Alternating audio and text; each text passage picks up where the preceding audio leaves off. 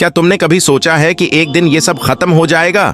ये दुनिया, ये रौनकें, ये ख्वाब, ये चेहरे सब मिट जाएंगे और सिर्फ तुम रह जाओगे। तुम्हारा ईमान, तुम्हारा अमल, तुम्हारा अंजाम। दिन रात के उस सफर में हम भागते हैं एक लम्हे की खुशी के लिए, लेकिन कभी सोचा कि ये सब कुछ कब तक दौड़ते रहोगे? कब तक उन चीजों के पीछे भागोगे जो कल मिट्टी में दफन होने वाली हैं? जिंदगी बहुत मुख्तसर है, लेकिन हमने उसे बहुत लंबा समझ रखा है। हमने वक्त को भूला दिया और वक्त ने हमें बोला दिया। क्या तुमने कभी सोचा कि जब तुम्हारी सांस रुक जाएगी तो क्या होगा? क्या तुमने कभी तसव्वुर किया कि जब रूह जिस्म से निकलेगी तो दर्द कैसा होगा? एक लम्हा, एक सांस और फिर खामोशी। ऐसी खामोशी जिसके बाद न कोई आवाज होगी, न कोई पुकार सुनाई देगी। जब लोग तुम्हें देखेंगे, तुम्हें हिलाएंगे, पुकारेंगे, लेकिन तुम जवाब नहीं दोगे। किसी के आंसू तुम्हें जगा नहीं सकेंगे। यही वो लम्हा होगा, अंजाम का आगाज, जब तुम्हें सफेद कपड़ों में लपेटा जाएगा, जब तुम्हारी माँ का दिल टूट जाएगा, जब तुम्हारे बच्चों के लबों से सदा निकलेगी, अबू कहाँ गए? लेकिन कोई जवाब नहीं होगा। फिर वो 4 आदमी आएंगे जो तुम्हें कंधों पर उठाएंगे और तुम्हें वहां ले जाएंगे जहां से कोई वापस नहीं आता।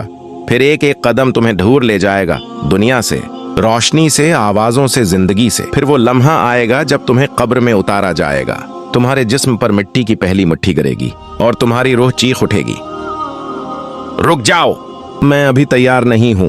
लेकिन वक्त कहेगा, अब बहुत देर हो चुकी है। क्या तुमने कभी सोचा कि कब्र की पहली रात कैसी होगी? क्या वहां रोशनी होगी या अंधेरा? क्या तुम्हें सुकून मिलेगा या खौफ?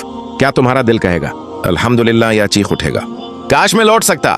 फिर वो सवालात होंगे जो तुम्हारी पूरी जिंदगी का खुलासा होंगे। मिन रब्बिका मैं दीनुक, मन नबीयुका, कौन है तेरा रब? क्या है तेरा दीन? कौन है तेरा नबी? उस वक्त न माँ होगी, न बाप, न माल, न शोहरत, बस तेरा ईमान होगा, तेरा अमल होगा। अगर ईमान मजबूत हुआ तो कब्र बाग़े जन्नत बन जाएगी, और अगर गुनाहों ने गालिब आ लिया तो कब्र तंग हो जाएगी। हता कि पसलियां एक दूसरे में पियोस्त हो जाएंगी और तुम सोचोगे, काश मैंने दुनिया में अमल किया होता, काश मैंने नमाज को हल्का ना लिया होता, काश मैंने दिल के तकब्बुर को छोड़ दिया होता। लेकिन अफसोस, वहां कोई काश कबूल नहीं होती, वहां सिर्फ इंजाम होता है।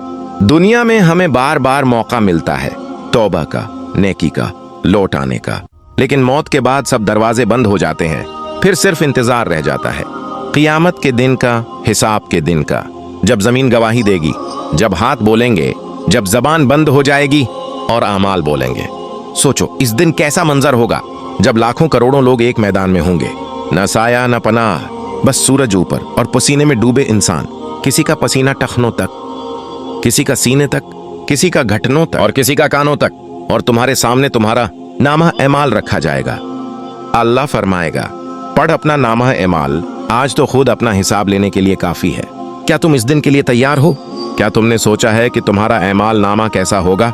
क्या तुम्हें खुशी होगी या शर्मिंदगी? क्या तुम्हारे नाम पर रहमत लिखी होगी या गजब? दुनिया में हम एक पोस्ट, एक तस्वीर, एक वीडियो के लिए घंटों लगाते हैं, लेकिन एक सजदे के लिए वक्त नहीं निकालते।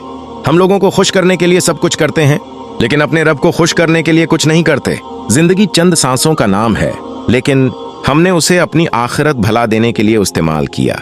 हम भूल गए कि मौत दरवाजे पर खड़ी है।